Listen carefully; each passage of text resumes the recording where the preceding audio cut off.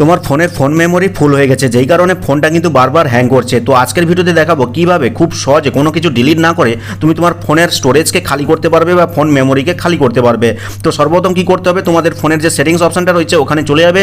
ওখানে যাওয়ার পরে উপরে কিন্তু সার্চ সেটিংস নামে একটা অপশন পাবে, ওখানে এসে সার্চ করবে ক্লিন, CLEN, ক্লিন লিখে সার্চ করলে কিন্তু ক্লিনার নামে একটা অপশন পেয়ে যাবে। এখানে ক্লিক করবে, আর ক্লিক করলে কিন্তু অটোমেটিকই কিন্তু তোমার ফোনের মধ্যে যেগুলো জাঙ্ক ফাইল বা যেগুলো অপ্রয়োজনীয় ফাইল রয়েছে সেগুলো কিন্তু এখানে শো করবে। তো দেখো এখানে কিন্তু 1.2 GB ফাইল, যেগুলো কিন্তু আমি ডিলিট করে দিব, কিন্তু আমার ফোনের কোনো কিছু ডিলিট হবে না, অর্থাৎ এগুলো কিন্তু ক্যাচ ফাইল বা জাঙ্ক ফাইল। তো এখানে ক্লিন আপে ক্লিক করে দিবে। ক্লিক করলে জাস্ট কয়েক সেকেন্ডের মধ্যে কিন্তু এই 1.2 GB কিন্তু একদম খালি হয়ে যাবে।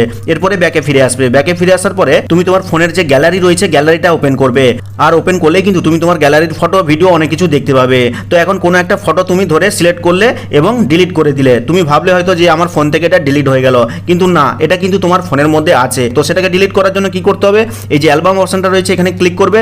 ক্লিক করার পরে একদম নিচে যাবে, ট্রাস্ট বিন নামে একটা অপশন পাবে, এখানে ক্লিক করবে। ক্লিক করলেই দেখতে পাচ্ছ এখানে কিন্তু অসংখ্য ফটো ভিডিও জমা রয়েছে, যেগুলো কিন্তু তুমি গ্যালারি থেকে ডিলিট করেছিলে। তো এখন এটাকে কনফার্ম ফাইনালি ডিলিট করার জন্য কি করতে হবে, এই ক্লিয়ার অল অপশনে ক্লিক করে ডিলিটে ক্লিক করবে। দেখবে এখান থেকে কিন্তু ডিলিট হয়ে যাবে পার্মানেন্টলি। এইভাবে কিন্তু তুমি তোমার ফোন মেমোরিকে খালি করতে পারবে। তো আরেকটা উপায় বলছি, আবার কি করবে, ফোনের সেটিংসে চলে যাবে। সেটিংসে যাওয়ার পরে কিন্তু ওপরেই কিন্তু দেখতে পাচ্ছ অ্যাবাউট ফোন নামে একটা অপশন রয়েছে, এখানে জাস্ট ক্লিক করবে।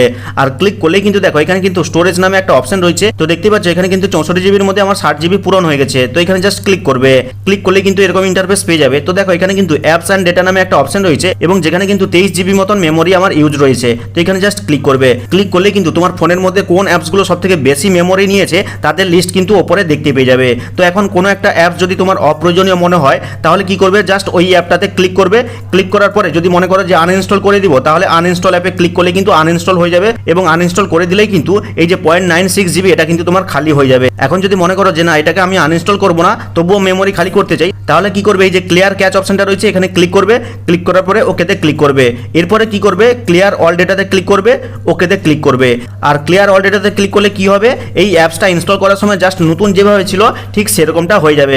অর্থাৎ তুমি যদি ফেসবুকের যদি ডেটা ক্লিয়ার করে দাও, তাহলে কিন্তু ফেসবুক অ্যাকাউন্ট থেকে জাস্ট লগ আউট হয়ে যাবে, কিন্তু তোমার ফেসবুকের যে মেসেজ বা চ্যাট হিস্টোরি এগুলো কিন্তু সেভ থাকবে। তাই তুমি চাইলে এখানে ক্লিয়ার কাছে ক্লিক করে ওকেতে ক্লিক করবে, আর ক্লিয়ার অল ডেটাতে ক্লিক করে ওকেতে ক্লিক করবে। দেখবে এই যে 2.5 জিবিটা রয়েছে এটা কিন্তু তোমার ফোনের স্টোরেজ হিসাবে খালি হয়ে যাবে। ঠিক একইভাবে সমস্ত অ্যাপে কিন্তু একই স্টেপ ফলো করবে, আর এই কয়েকটা স্টেপ ফলো করলে কিন্তু তোমার ফোনের স্টোরেজ কিন্তু অনেকটা খালি হবে, কোনো কিছু ডিলিট না করেও। তো ভিডিওটা ভালো লাগলে লাইক করে চ্যানেলটিকে সাবস্ক্রাইব করবে, কমেন্ট করে জানাবে কেমন লাগলো আজকের এই ভিডিওটা। তো দেখা হচ্ছে পরবর্তী কোনো এই ধরনের হেল্পফুল ভিডিওর সাথে।